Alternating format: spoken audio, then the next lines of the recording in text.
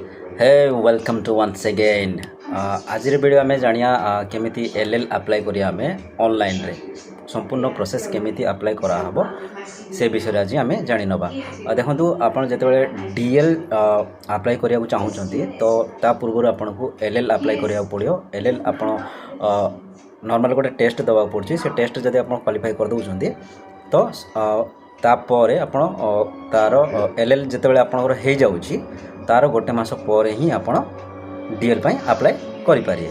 तो एल रो वैलिडिटी रोचे समान एक्जाक्ट 6 मास पर्यंत आप एल को लेकिन भी आप गाड़ी चल पारे किसी असुविधा नहीं से किंतु डीएल अप्लाई करने आपन को एल अप्लाई करने पड़ो। तो एल आम केमी अप्लाई करिया से संपूर्ण प्रोसेस आम जानी नवा। चलतु लेट न करके आम कंप्यूटर स्क्रीन को जीवा केमी कौन प्रोसेस होची देखि नवा। जेकोसी ब्राउजर को ओपन करनंतु तापर आपण गूगल रे परिवहन लेखिकी सर्च करंतु। वर्तमान आपण प्रथम वेबसाइट को ओपन करनंतु। वर्तमान एठारे आपण ड्राइवर और लर्नर लाइसेंस एठारे क्लिक कर दंतु। वर्तमान एठारे आपनकर स्टेट को सिलेक्ट करक पड़िबो। मो एठारे ओडिसा को सिलेक्ट कर दउछि। वर्तमान एठारे आपण एहा को क्लोज करिकी लर्नर लाइसेंस एठारे क्लिक करिकी application for new learner licence एठारे क्लिक करंतु। तापर कंटिन्यू रे क्लिक करक पड़िबो। तापर एठारे सबमिट रे क्लिक करंतु। वर्तमान एठारे देखंतु सबमिट विया आधार ऑथेंटिकेशन एवं सबमिट विदाउट आधार ऑथेंटिकेशन दिया जायछि। यदि आपण सबमिट विया आधार ऑथेंटिकेशन को सिलेक्ट करछंती ताले आपण को आरटी ऑफिस जिबा को पड़िबो नाही। आपण घरे बसी निज लैपटॉप के कंप्यूटर सहायता रे एलएल टेस्ट एग्जाम दे पारिबे। मो एठारे एहा को सिलेक्ट करिकी सबमिट रे क्लिक करूछि। तापर ओके रे क्लिक करंतु। वर्तमान ठारे आधार नंबर को सिलेक्ट करिकी एठारे आधार कार्ड नंबर को टाइप कर दंतु। तापर गेट ओटीपी रे क्लिक करंतु। वर्तमान आधार रजिस्टर मोबाइल नंबर रे गोटे ओटीपी जाइथिबो सेही ओटीपी को एठारे आपण टाइप करिकी एठारे टिक कर दंतु। तापर आपण ऑथेंटिकेट रे क्लिक करिकी एठारे सब थरे चेक कर दंतु। जदि सब ठीक अछि ताले प्रोसीड रे क्लिक करंतु। वर्तमान ठारे आरटीओ सिलेक्ट करक पड़िबो। आपण जे डिस्ट्रिक्ट रो होइथिले भी आपण ओडिसा रो जे कोनसी आरटीओ रे लर्नर लाइसेंस बने पारिबे। तापर एठारे क्वालिफिकेशन सिलेक्ट करक पड़िबो। मो ठारे +2 को सिलेक्ट कर देउछि। वर्तमान ठारे ब्लड ग्रुप सिलेक्ट करक पड़िबो। तापर एठारे आधार रजिस्टर मोबाइल नंबर को टाइप करिकी एठारे ईमेल आईडी को मध्य टाइप कर दंतु। तापर तळ को स्क्रॉल करिकी एठारे आपनकर सब डिस्ट्रिक्ट को सिलेक्ट कर दंतु। तापर एठारे आपनकर गाँ रो नाम को सिलेक्ट कर दंतु। वर्तमान आपण तळ को स्क्रॉल करंतु। देखंतु एठारे बहुत सारा व्हीकल कैटेगरी दे जायछि। यदि आपण बाइक रो लाइसेंस बनेबा को चाहछंती ताले एमसीडब्ल्यूजी को सिलेक्ट करिकी एठारे आपण क्लिक करिवे। यदि आपण कार रो बनेबा को चाहछंती ताले आपण एलएमवी को सिलेक्ट करि परिबे। किबा यदि आपण स्कूटी रो बनेबा को चाहछंती ताले आपण एमसीडब्ल्यूओजी को सिलेक्ट करि परिबे। तापर एठारे आपण सेल्फ डिक्लेरेशन रे क्लिक करंतु। वर्तमान एठारे आपण प्रथम रे नो तापर 2 नंबर रे यस एवं बाकी सब जगह रे नो रे टिक कर दंतु। तापर एठारे टिक करिकी सबमिट रे क्लिक करंतु। तापर आपण ओके रे क्लिक करंतु। बैक रे क्लिक कला परे एठारे आपण नो रे टिक करिकी सब थरे चेक कर दंतु। जदि सब ठीक अछि ताहाले एठारे आपण सबमिट रे क्लिक करंतु। ओके रे क्लिक करंतु। आउ थरे ओके रे क्लिक करक पड़िबो। एठारे आपण आउ थरे ओके रे क्लिक करंतु। तापर 2 नंबर रे यस एवं बाकी सब जगह रे नो रे टिक करंतु। जदि सब ठीक अछि ताहाले एठारे आपण सबमिट रे क्लिक करंतु। ओके रे क्लिक करंतु। आउ थरे ओके रे क्लिक करक पड़िबो। एठारे आपण आउ थरे ओके रे क्लिक करंतु। आउ थरे एठारे ओके रे क्लिक करक पड़िबो। वर्तमान देखंतु सक्सेसफुली सबमिट हो जाईछि। एठारे आपण प्रिंट एक्नॉलेजमेंट एठारे क्लिक करिकी एही एप्लिकेशन को प्रिंट आउट काढी परिबे। तापर आपण नेक्स्ट रे क्लिक करंतु। वर्तमान एठारे एही कैप्चा कोड को फिल अप करिकी सबमिट ले भी आपण ओडिसा रो जे कोनसी आरटीओ रे लर्नर लाइसेंस बने पारिबे। तापर एठारे क्वालिफिकेशन सिलेक्ट करक पड़िबो। मो एठारे +2 को सिलेक्ट कर देउछि। वर्तमान एठारे ब्लड ग्रुप सिलेक्ट करक पड़िबो। तापर एठारे आधार रजिस्टर मोबाइल नंबर को टाइप करिकी एठारे ईमेल आईडी को मध्य टाइप कर दंतु। तापर तळ को स्क्रॉल करिकी एठारे आपनकर सब डिस्ट्रिक्ट को सिलेक्ट कर दंतु। तापर एठारे आपनकर गाँ रो नाम को सिलेक्ट कर दंतु। वर्तमान आपण तळ को स्क्रॉल करंतु। देखंतु एठारे बहुत सारा व्हीकल कैटेगरी दे जायछि। यदि आपण बाइक रो लाइसेंस बनेबा को चाहछंती ताले एमसीडब्ल्यूजी को सिलेक्ट करिकी एठारे आपण क्लिक करिवे। जदि आपण कार रो बनेबा को चाहछंती ताले आपण एलएमवी को सिलेक्ट करि परिबे। किबा जदि आपण स्कूटी रो बनेबा को चाहछंती ताले आपण एमसीडब्ल्यूओजी को सिलेक्ट करि परिबे। तापर एठारे आपण सेल्फ डिक्लेरेशन रे क्लिक करंतु। वर्तमान एठारे आपण प्रथम रे नो तापर 2 नंबर रे यस एवं बाकी सब जगह रे नो रे टिक कर दंतु। तापर एठारे टिक करिकी सबमिट रे क्लिक करंतु। तापर आपण ओके रे क्लिक करंतु। बैक रे क्लिक कला परे एठारे आपण नो रे टिक करिकी सब थरे चेक कर दंतु। जदि सब ठीक अछि ताहाले एठारे आपण सबमिट रे क्लिक करंतु। ओके रे क्लिक करंतु।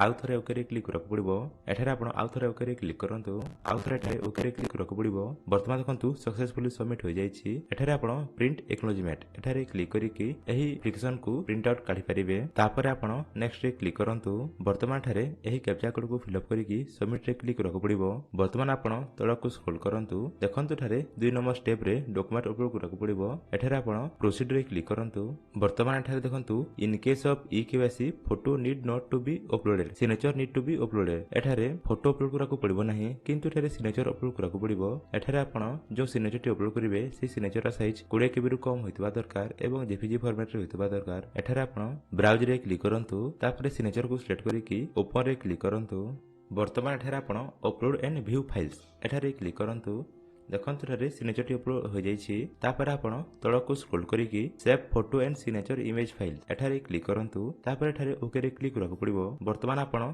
तळको स्क्रॉल करिकि एठारे नेक्स्ट रे क्लिक करंतु वर्तमान एही कैप्चा कोड को फिल अप करिकि सबमिट रे क्लिक करंतु वर्तमान आपण तळको स्क्रॉल करंतु देखंतु ठारे 4 नंबर स्टेप रे फी पेमेंट करक पड़िबो एठारे आपण प्रोसीड रे क्लिक करंतु वर्तमान ठारे गेटवे रे डिपार्टमेंट ऑफ आईएफएमएस ओडिशा एहा को सिलेक्ट करिकि एही कैप्चा कोड को एठारे फिल अप कर दंतु तापर पे नाउ रे क्लिक करंतु तापर एठारे टिक करिकि प्रोसीड फॉर पेमेंट एठारे क्लिक करंतु वर्तमान ठारे नेक्स्ट रे क्लिक करक पड़िबो वर्तमान एठारे आपण debit card net banking UPI किबा वॉलेट द्वारा पेमेंट करि परिबे मु नेट बैंकिंग को सिलेक्ट करिकि एठारे पेमेंट टी शीघ्र कंप्लीट कर दउछि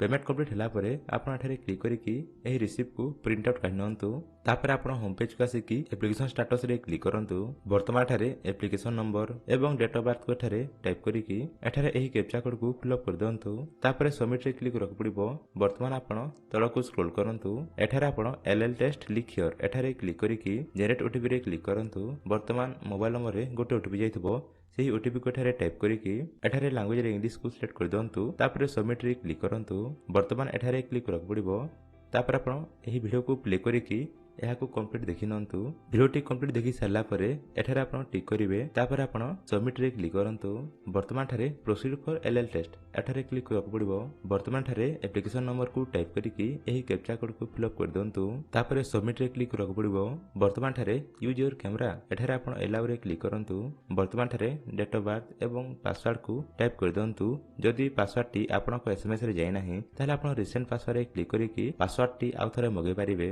देखंतु ठारे 64 बिट स्मार्ट लॉक एवं 32 बिट स्मार्ट लॉक दे जाइछि आपनक सिस्टम जेउ कॉन्फ़िगरेशन रो हेतिबो आपण सेही स्मार्ट लॉक एठारे इंस्टॉल करि परिबे जदि आपनकर विंडोज 10 किमा 11 ताले आपण दिस पीसी रे राइट क्लिक करिकि प्रॉपर्टीज रे क्लिक करंतु वर्तमान ठारे सिस्टम कॉन्फ़िगरेशन शो करिवो देखंतु मोर सिस्टम अछि 64 बिट ऑपरेटिंग सिस्टम जदि आपनकर विंडोज 7 हेतिबो ताले आपण कंप्यूटर रे राइट क्लिक करिकि प्रॉपर्टीज चेक करि परिबे मोर रे 64 बिट स्मार्ट लॉक को डाउनलोड कर दउछि डाउनलोड कंप्लीट हला परे एठारे आपण डबल क्लिक करिवे तापर यस रे क्लिक करिकि नेक्स्ट रे क्लिक करंतु तापर एठारे टिक करिकि नेक्स्ट रे क्लिक करंतु इंस्टॉल रे क्लिक कला परे देखंतु एहा इंस्टॉल होई जिवो तापर फिनिश रे क्लिक करंतु वर्तमान डेस्कटॉप रे स्मार्ट लॉक रो गुटे आइकन आसी जाइथिबो आपण सेटा डबल क्लिक करिकि यस रे क्लिक करंतु तापर स्टार्ट एप्लिकेशन रे क्लिक कला परे एठारे आपण एरएल एप्लिकेशन नंबर को टाइप करिकि एही कैप्चा कोड को फिल अप कर दंतु तापर सबमिट रे क्लिक करक पड़िबो वर्तमान ठारे यूज योर कैमरा एठारे अलाउ को क्लिक करिकि एठारे आपण फेस को कैमरा सामने रखिकि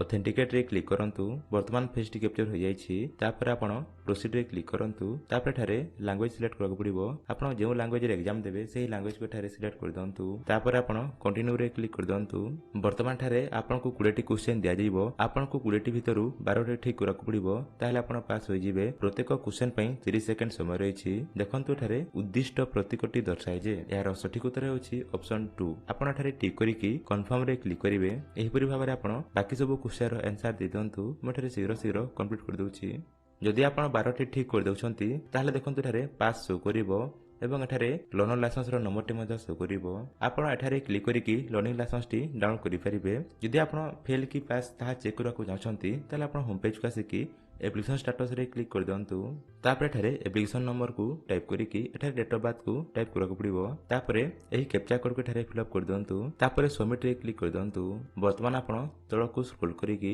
एठारे स्टेटस टी चेक करि परिबे देखंतु एठारे टेस्ट रिजल्ट रे पास शो करूछि जदि आपण लर्निंग लाइसेंस टी डाउनलोड करबा पई चाहछंती ताले आपण होम पेज को आसिकि लर्नर लाइसेंस रे क्लिक करंतु तापर प्रिंट लर्नर लाइसेंस फॉर्म 3 एठारे क्लिक करंतु तापर प्रोसीड रे क्लिक करक पड़िबो वर्तमान ठारे एप्लिकेशन नंबर एवं डेट ऑफ बर्थ को टाइप कर दंतु तापर एठारे सबमिट रे क्लिक करंतु एठारे ओके रे क्लिक करक पड़िबो वर्तमान मोबाइल नंबर रे गोटे ओटीपी जाइथिबो सेही ओटीपी को टाइप करिकि एठारे आपण सबमिट रे क्लिक करंतु वर्तमान देखंतु एठारे लर्निंग लाइसेंस टी डाउनलोड हो जाइछि एही लर्निंग लाइसेंस रो वैलिडिटी हेउछि 6 मास भितरे आपण को